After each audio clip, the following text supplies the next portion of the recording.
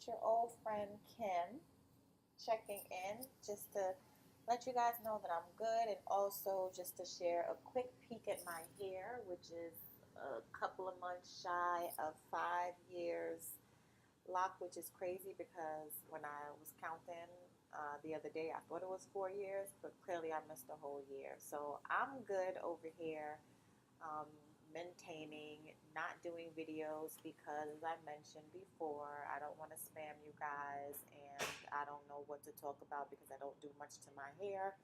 It seemed like there was more going on, there was more to learn and talk about earlier on, but here we are. I am watching my hair grow and trying to find a way through this experience to challenge myself to grow as well, which I've mentioned to you guys. So it's all about work, it's all about home, it's all about a very special project that I am working on that I cannot wait to be able to share with you guys. I'm very excited, very anxious, very nervous about it, but it's something that has become a passion project for me. Professionally, my 9 to 5, I'm a digital marketer slash e-commerce marketer. So I manage marketing strategy for content and direct to consumer sites. And that is how I pay my bills and feed myself and my family. Talking about feeding myself, I probably put on about a good 10 pounds since I started eating again. Since my mom passed away, I think I lost like about 15 pounds during that time. So, um, yeah, so how I feed myself. But yeah, I've been, it's been hard. It's been really hard for me in all honesty and transparency because I don't want to just come and talk about my hair. I have to let you guys know that it's been really hard since December of last year. It's been extremely hard to kind of um, be consistent every day with the things that are important to me, defining what's important to me, trying to figure out what my purpose is. Which, from talking to people who have lost loved ones, especially have lost their parents or a parental figure, everyone says the same thing. When you lose someone, you really go through a space and time where you start to kind of question what's important and what's not.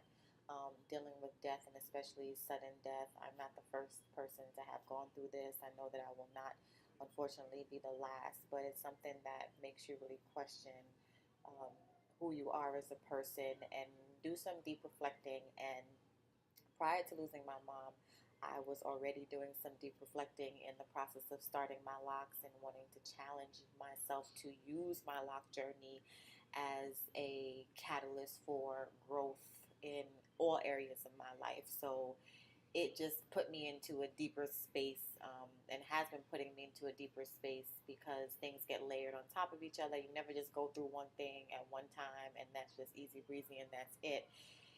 No, that would just be too simple. So coming back from Florida, from the service and the funeral, and then coming back home and going back to work and being in a space in my career where I feel like I have challenged myself to a maximum in my current role and really kind of just trying to revamp and redevelop what my purpose is professionally.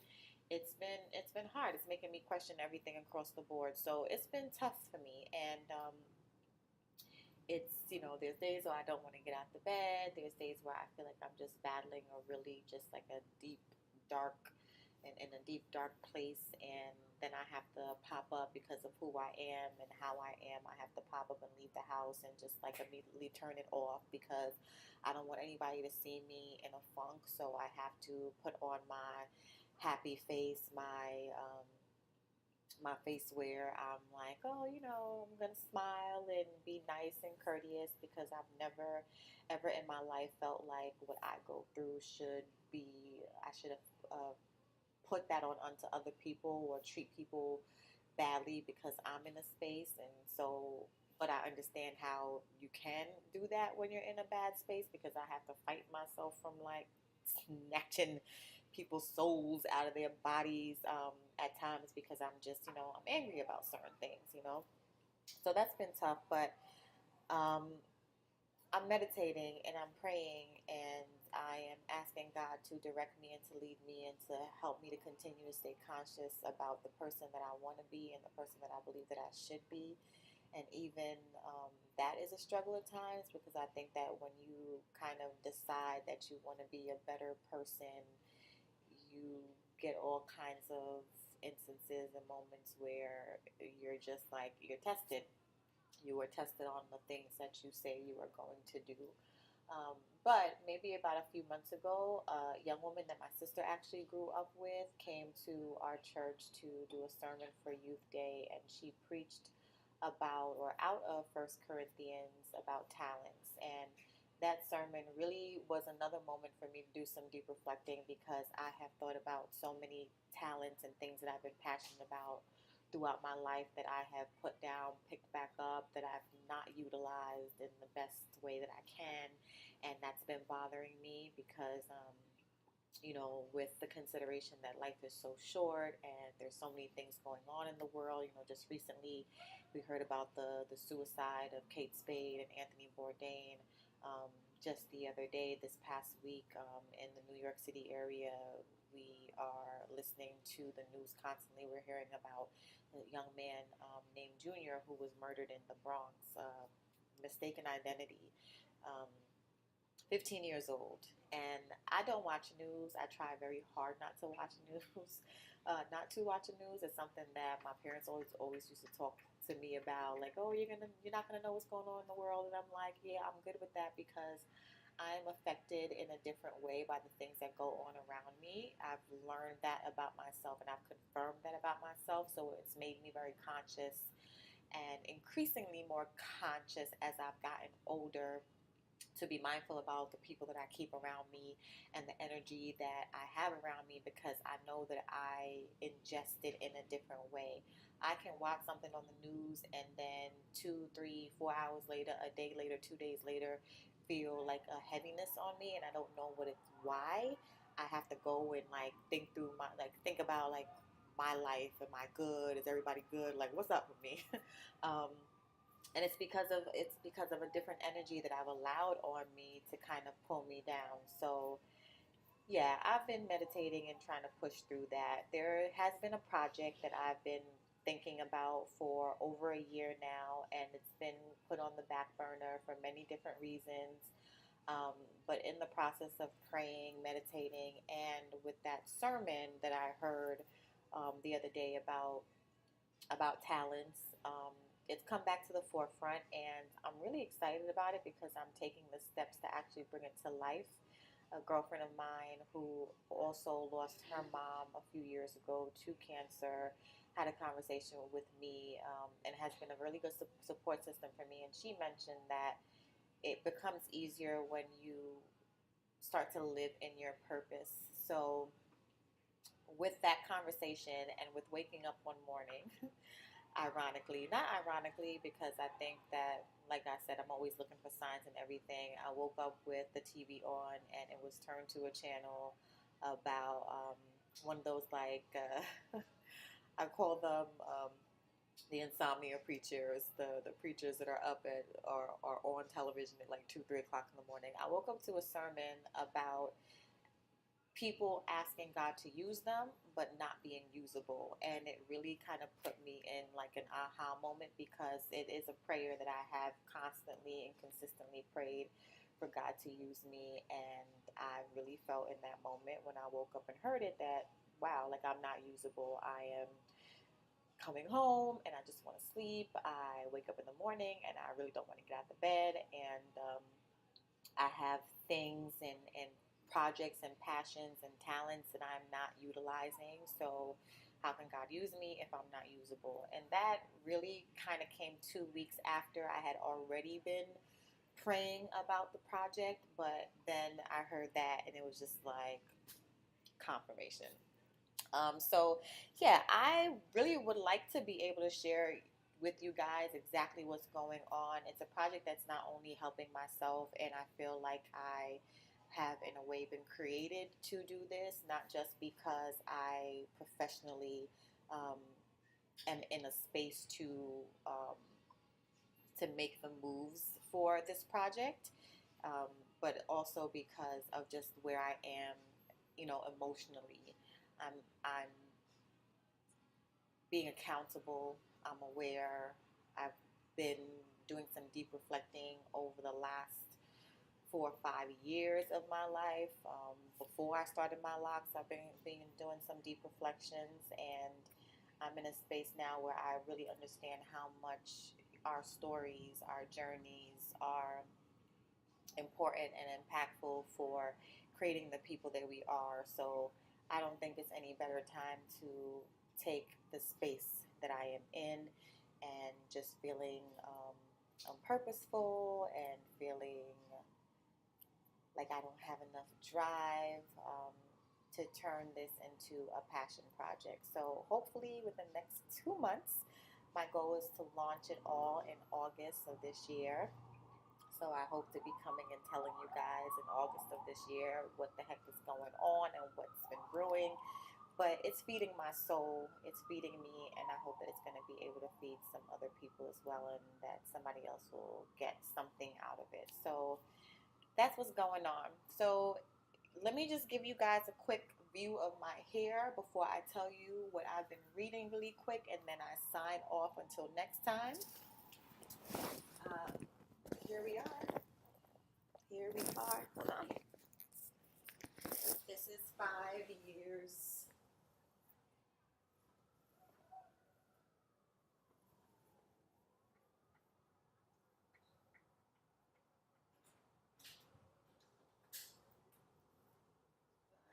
Long.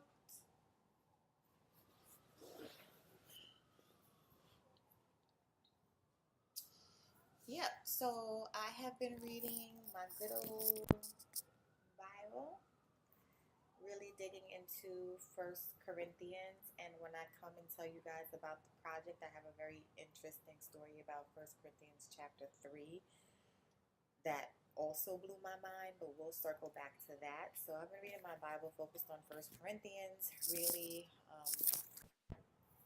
chapter 13, which really talks about love, and chapter 14, which talks about talents, or it could be vice versa, I'm not sure. And then the other day, because you guys know I'm a reader, I'm a bookworm, I went into the library and picked up this book, Difficult Women by Roxane Gay. It was actually just sitting on the shelf, and the title caught my attention because if you know me, you know that I am all about women. I'm a woman's, a girl's girl. So I saw the title and I was like, okay, yeah, I'm going to get this. I don't know what I expected. I thought it would just be one novel, a complete novel, but it's actually a collection of short stories, which is really cool. The author, Roxane Gay, does a really good job at building out these short stories so that you understand and know more about these women, but yet at the same time, you are left with like your taste buds are still wet, like, oh my God, I really would have loved to hear more. And you can actually see each one of these stories being a complete novel, which I thought was really dope that she was able to do that. She's gotten some rave reviews from Time.com, the Washington Post, the New Yorker, the New York Times book review, everyone basically giving her rave reviews for captivating stories that are whole and complete, even in their succinctness or their them just being just very very small and short stories. They really are. Some of them are 4 or 5 pages long. Some of them are 10 pages long, but they really are short stories. The title "Difficult Women" made me feel like these are going to be stories about ass kicking, strong women, but the women themselves are not always difficult. It's their circumstances that are difficult. It's the situations that they're in that are difficult. Their experiences are difficult. One of the stories is about a woman who is dating or married to a twin, and her husband and her husband's brother swap places. And she knows that they do, but they don't know that she knows, and she has more of a love for her husband's brother than her husband, and her husband actually has more of a love for his brother's girlfriend than her. But the story is like actually really like wow, like how did she even come up with that thought process to put together this story? But I thought it was really, really interesting and cool. And it was one of the stories I'm just like, I would love to see how this ends, because it ends in like a moment where you're just like, oh my God, there's so much more to this story. Um, that's one of the stories. There's another story about a family that moves into a new neighborhood, and there is a brothel slash spa um, nearby that a lot of the men frequent, and it kind of tells a story of one of the women that works there, a story about a woman who is a dancer and her experience with one of her male customers. Um, there's a lot. There's a lot. I'm not going to give it away because I don't like to give good stories away. But "Difficult Women" by Roxane Gay who is a New York Times best-selling author, is definitely a good read. I'm about 2/3 of the way through the book, so I'm not exactly finished yet. And interesting enough, when I first picked up this book, I had made a post on Instagram about it, and I used the hashtag for the title of the book and the hashtag for the author. So hashtag Difficult Women, hashtag Roxane Gay, and someone who is not a part of my immediate friends, but someone actually got on my page and commented that she read the book and she thought the book was very difficult and heavy and deep at times for her to read, so she would pick it up and put it down. And I thought that was very accurate. I wouldn't say that I've picked it up and put it down because it's heavy. I think because it's short stories, it's easy to do that. Once you get through a story, you can put it down and just, come back and not feel like you've missed or forgotten everything that just happened. But it is definitely a heavy book. I mean, I just gave you 3 or 4 different examples of some of the content of the book, of the novel, and you can tell like it's not very light at times. There's another story about. Well, I'm not going to tell you this story. I won't tell you that. But yeah, there's a lot of different interesting women in here that are not themselves difficult, but they are very, very complex, and they're negotiating with themselves and with life. And I always tell you guys that for some reason, stories that are just like so on time fall into my lap, and this is definitely one of those stories. So I'm having fun reading this, and I would definitely recommend picking it up. So Roxane Gay's "Difficult Woman" is on my nightstand as one of my current reads, as well as the good old good book, my Bible, which is helping me really pull through and meditate on God's promises and His Word, and kind of get through a difficult time of my own. So, yeah, I wanted to just check in with you guys and say hello, and of course, give you a little peek of my hair, let you know that I am doing okay, and I hope you guys all are too. And I will talk to you soon. Bye.